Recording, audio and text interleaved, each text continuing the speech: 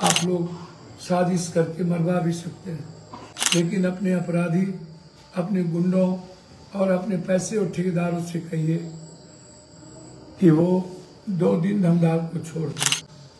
5 बार निर्दलीय जनप्रतिनिधि के रूप में, सेवक और बेटे के रूप में यह सौभाग्य मुझे ही प्राप्त हुआ, और ये प्राप्त गरीब और मिडिल क्लास और आम आदमी के परिवार, उसके बच्चे, नौजवान और मुसलमान भाइयों और महिलाओं के कारण मिली। इसीलिए जब हम वहाँ गए तो सब लोग दारू पी के बैठे थे, गाली गलौज कर रहे थे, कोरी समाज को गाली दे रहे थे।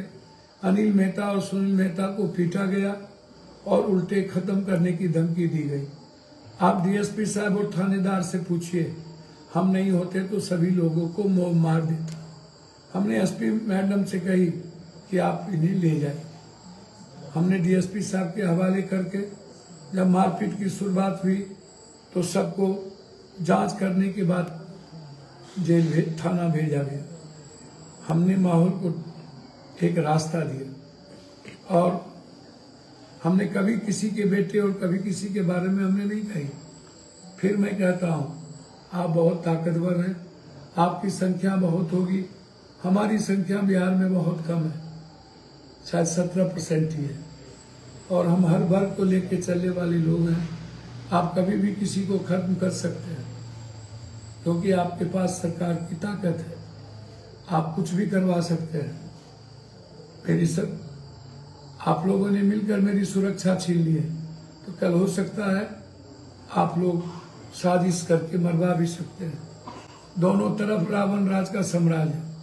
हमारी कोशिश होगी, लंबे समय से जो साम्राज्य कायम था, जो आम गरीब गुरबा की जिंदगी के लिए नहीं जीता हो, सिर्फ ठेकेदारों की एक टोली है, उसी को आप जाति कह देते हैं।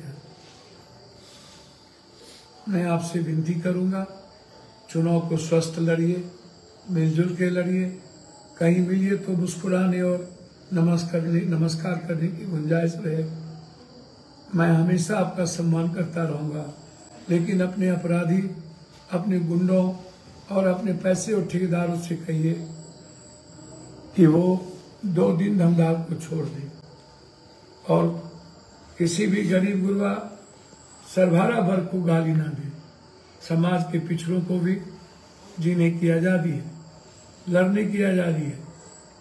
इसलिए मैं आपसे आग्रह करूंगा, आप 20 साल जिस पिछड़ों के वोट के बदौलत, अत्यंत पिछड़ों और आदिवासी के वोट के बदौलत आप एमएलए हैं, आप जानते हैं कि आपकी संख्या 11,000 भी नहीं है।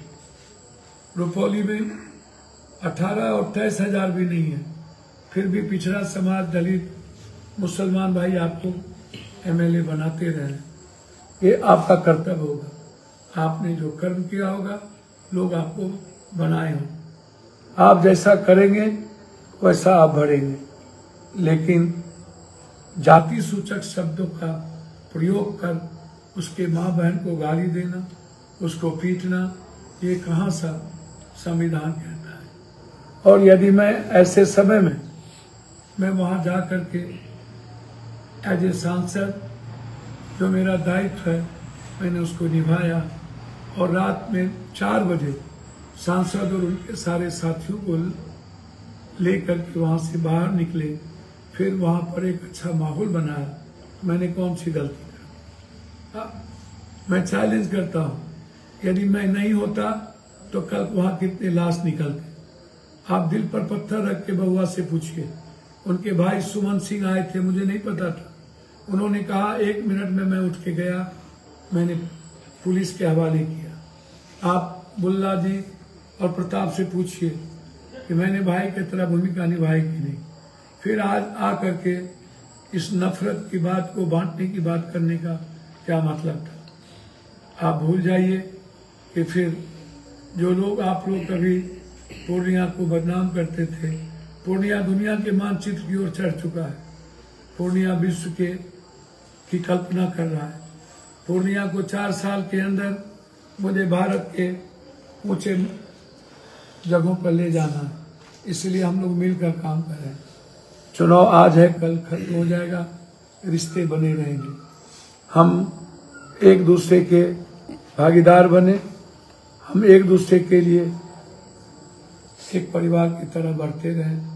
14 तारीख के बाद फिर हम सब मिलकर चलेंगे, इसलिए 2 दिनों की नफरत को खत्म करें। इन्हीं शब्दों के साथ मैं फिर कहूँगा एसपी साहब और डीएम साहब से, लगातार बाहरी लोग और बाहरी पदाधिकारी, बाहरी गाड़ी आपके यहाँ धन पशुओं को मदद के लिए बड़े बड़े होटल में बैठे हैं। मैं उन पदाधिकारी को या जो पहले पदाधिकारी थे जो उस धन पशु जानवर को जिताने आए थे, उनकी दाल अब नहीं गलने वाली। मैं अमित भाई से कहा कि अब ये गुजरात नहीं है, ये यूपी नहीं है, या यहाँ एक रंगा नहीं चलता, यहाँ बहुरंगी हैं। आप के जाली नोट से लोग वोट नहीं बदलेंगे। आपसे हमेशा लड़ने को मैं तैयार हूँ।